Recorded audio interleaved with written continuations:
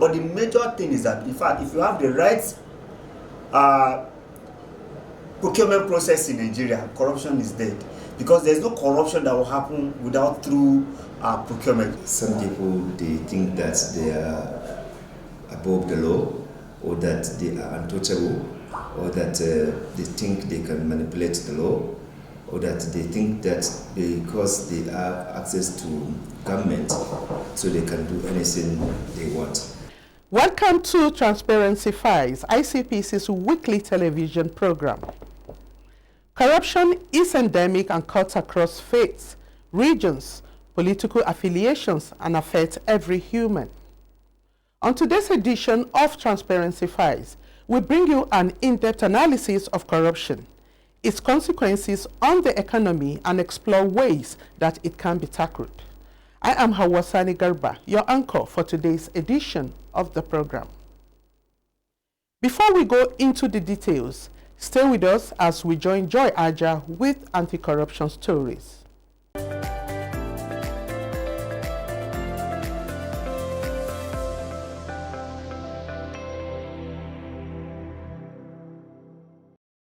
Welcome to this segment on anti-corruption stories. My name is Joy Aja.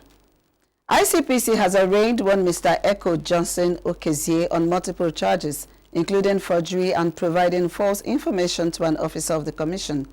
Mr. Okezie recently appeared before Honorable Justice N.K. Nwosui-Heme at the Federal Capital Territory High Court in Wuse Zone 2.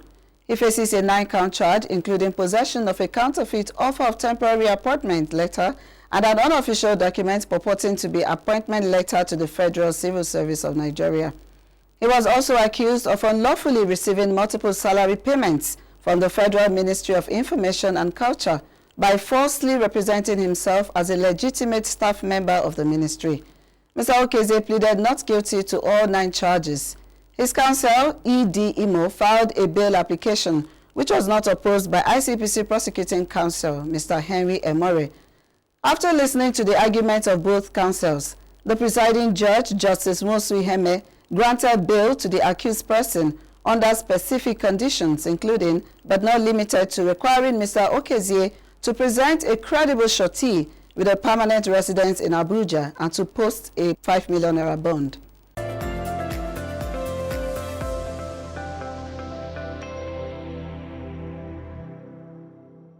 The chairman of ICPC, Dr. Musa Adamu Aliyu SAN, has cautioned members of the Nigeria Bar Association NBA over writing unnecessary and frivolous petitions against anti-corruption agencies and judges in the course of litigation. The ICPC boss issued the caution when he played host to the chairman and members of National Litigation Committee of the NBA at the Commission's headquarters in Abuja. The chairman pointed out that writing frivolous petitions against judges and other officers involved in the fight against corruption does not help matters, noting that it does not encourage those who are working so hard to rid Nigeria of corruption. When you have a case which is, maybe it's not, you have a bad case, sometimes our colleagues have this habit of writing petition. You know, it's not good, especially a case that is very important, you know. Even myself, I had one encounter, just because I was in court on one thing, but they start writing petition that, why can't you fight your case in court? Or if there is something which you feel, which is procedural, why can't you follow it up and appeal? Appeal a procedure. If there is something which somebody did, you are not happy, why can't you just go and appeal? Whether you go there and argue, but writing petitions against officers of the commission, writing petitions against maybe the judges, we are all colleagues. We should not just be writing petitions anyhow. Yes, there are certain things, if they are clear breach of the professional command, I agree that you can take that to the appropriate procedure and you can look at it. But also, if the thing is purely something has to do with procedural and law, you can take it off.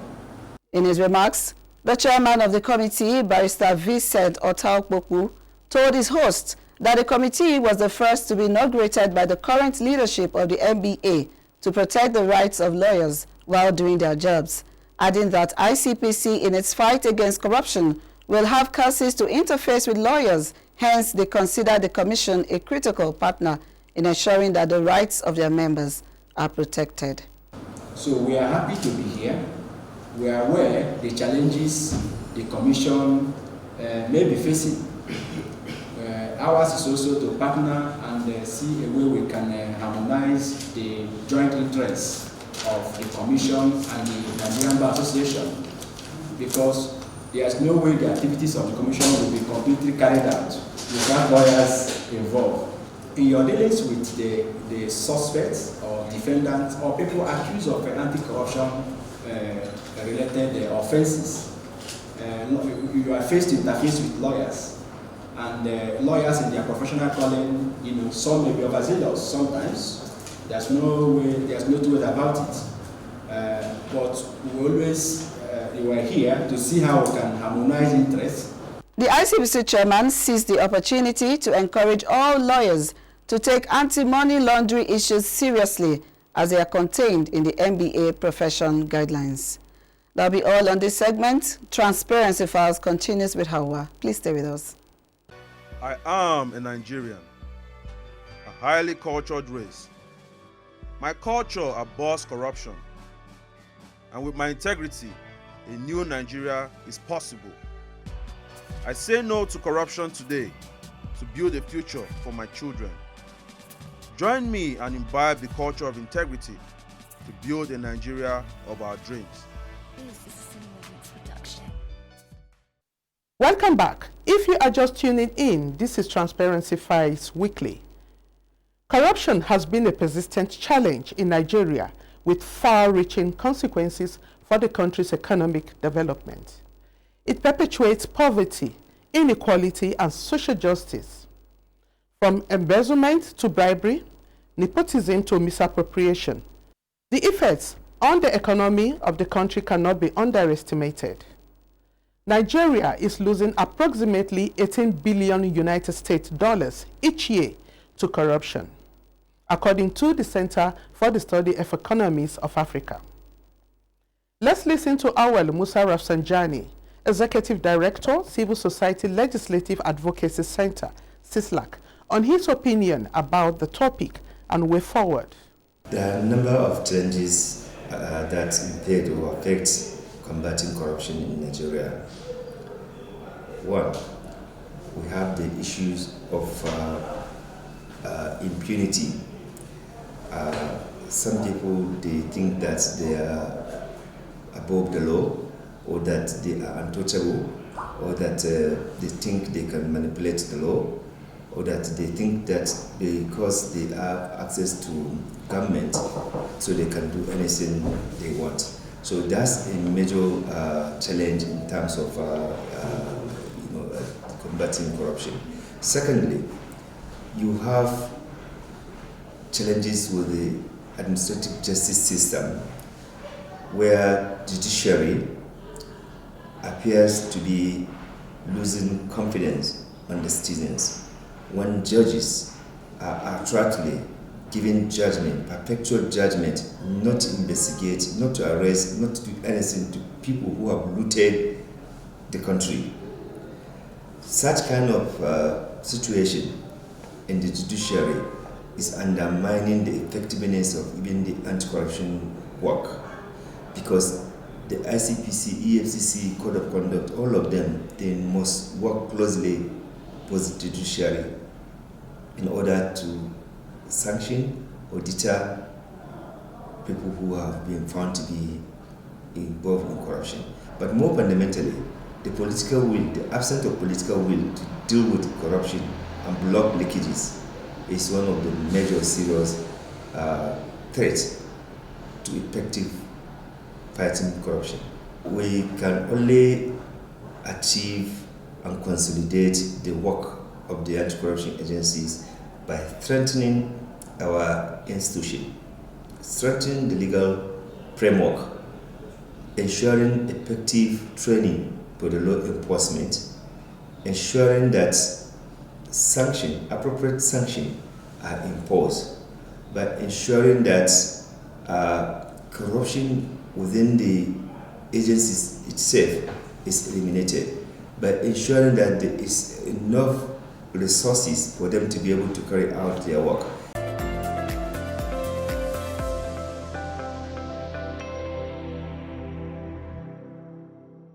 Corruption has a profoundly negative impact on economic development, affecting various aspects of the country's economy, such as GDP rates, unemployment, and inflation.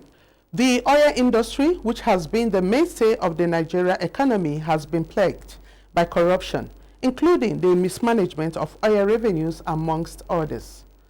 Our Transparency Files crew spoke with an economist on the subject matter. Take a listen.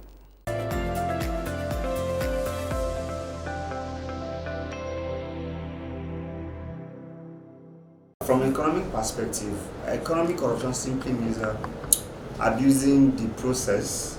It could be by government official, it could be also by private entity, abusing the process for their personal gain. I want to talk about personal gain. No, it's plenty, but let's bring it down to such as maybe embezzlement, maybe abuse of that offices for personal aggrandizement, or taking advantage for personal wealth, which could also not be directly, it could be through third party.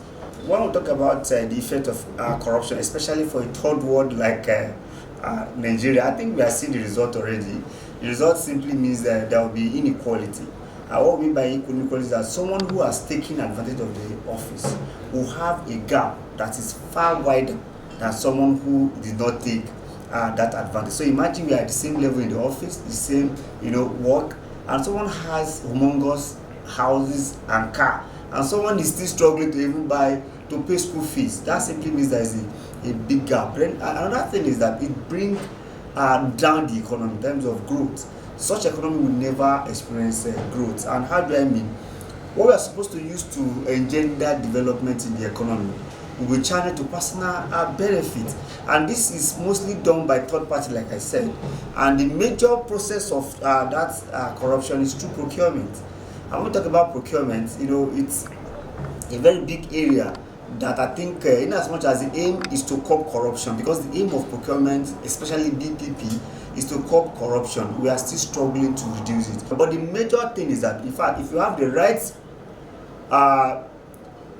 procurement process in Nigeria, corruption is dead, because there's no corruption that will happen without through procurement. It could be through contract splitting, it could be contract rigging, it could be giving some privilege of information, or even through nepotism. If we can stop these three things, I think corruption we can bring it to the smallest minimum size in Nigeria.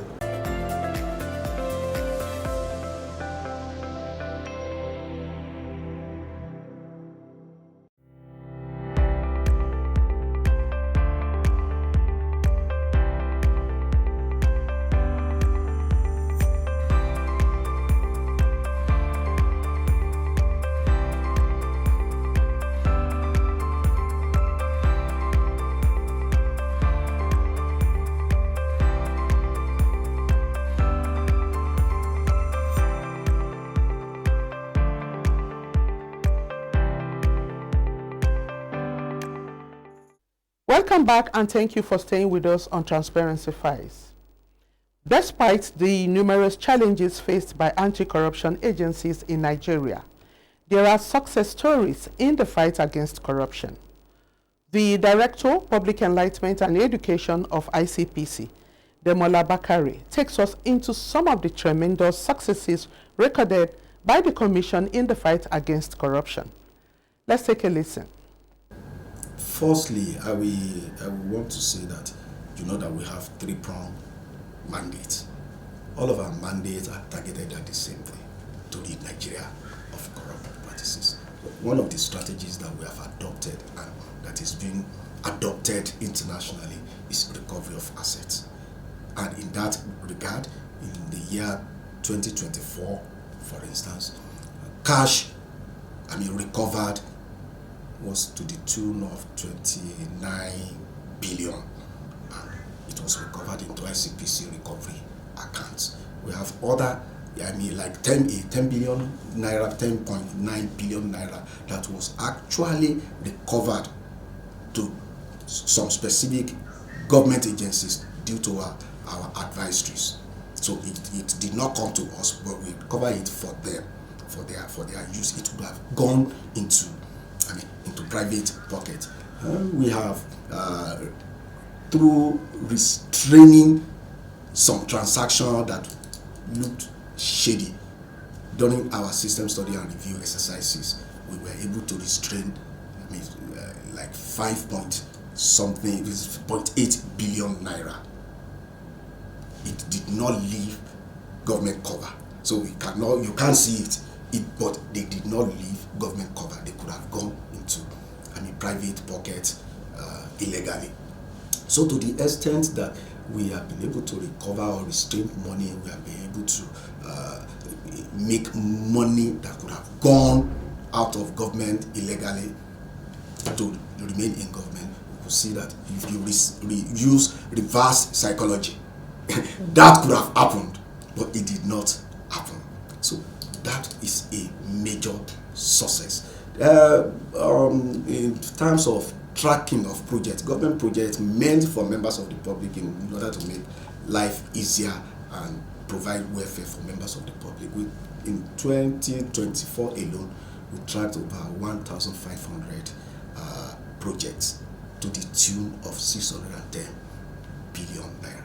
If they were not tracked, the 300 million naira that were recovered for as some of the projects that were not fully implemented could have gone to some, and some of the projects that we brought contractors back to site to go and complete could have become abandoned projects. Using reverse psychology again, you will know the impact of what we have done if they had not been done. In terms of our enforcement activities in 2024, I think the Commission entirely received 851 petitions. Out of that, 342 were assigned for investigation because they were adjudged to be pursuable. Okay, out of that, 95 cases were completed, and 72 out of that 95 were charged to court. Wholly, I think we secured about 16 conviction in 2024. Some of the cases are continuing in court. In terms of our prevention mandate, about 33 system study and review were conducted in about 33 MDAs. 20 corruption risk assessments conducted too, and our flagship strategy, the ethics and integrity compliance scorecard, was applied to about 368 MDAs in 2024, and some of them were adjudged to be compliant, some were responsive, some were, the report was released late December in 2024, and it has generated a lot of controversies. Hoping that people, those MDAs will guide against what made them to be adjudged non-compliant. They will adjust it. So it's preventive.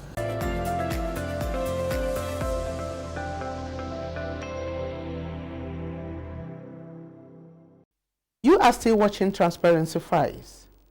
There are no doubts, corruption is a cancer that must be addressed. While anti-corruption agencies are doing their bits, we urge our leaders, the political class, and indeed every Nigeria to take concrete actions to combat corruption and ensure that our resources are used for the benefit of all Nigerians. Before we wrap up today's edition, have you been following Ethics Pod, ICPC's podcast program? If not, then watch this.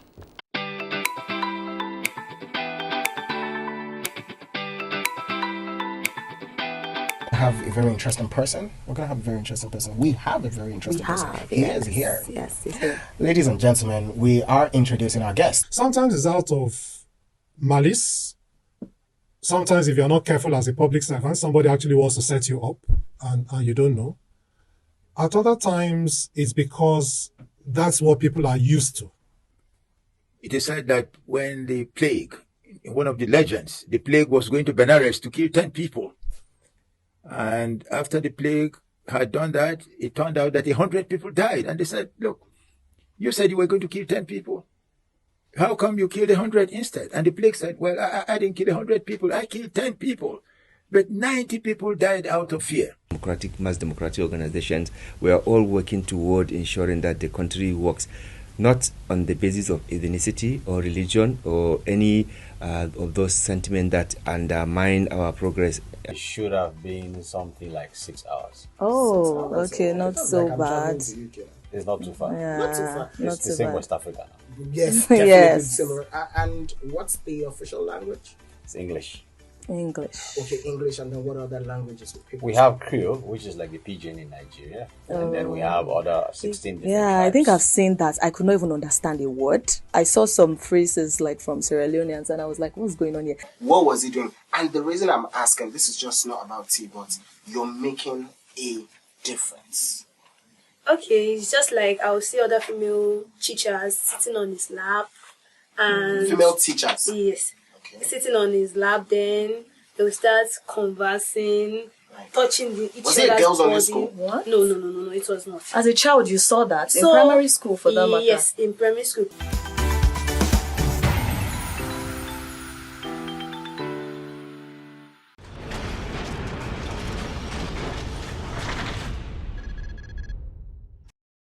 Report from Kano State reveals that Chairman of ICPC, Dr. Musa Adamu Aliyu SAN, represented by the Resident Anti-Corruption Commissioner, Barrister Ahmed Muhammad Wada, has called on public servants to imbibe the culture of transparency and integrity in discharging their duties at the inauguration of the Anti-Corruption and Transparency Unit members of the Federal University Duty, Jigawa State. The ACTU Chairman, Professor Lawan Shuaibu, in his remarks, pledged the unit's commitment to upholding the virtues of transparency and sincerity in the discharge of their duties and adhering to the rules and regulations of ACTU.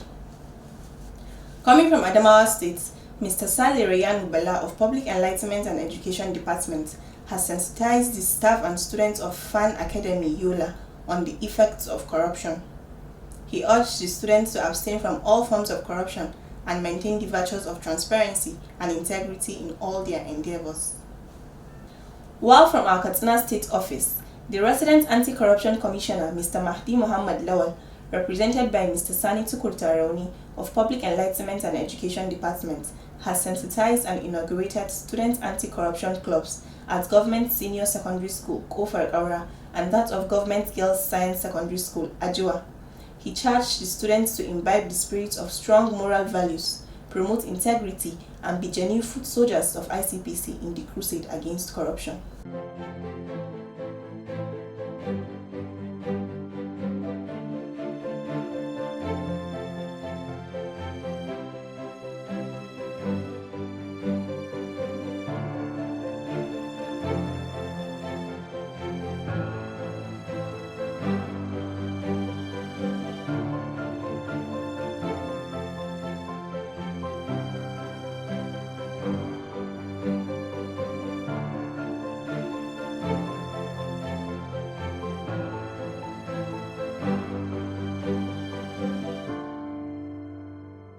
The shadow of corruption looms large, but together we can create a brighter future. And that's it for today's episode.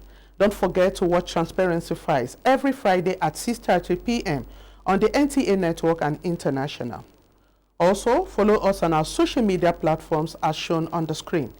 Till next week, join us again for another insightful edition of the program. I am Hawasani Garba saying, bye for now.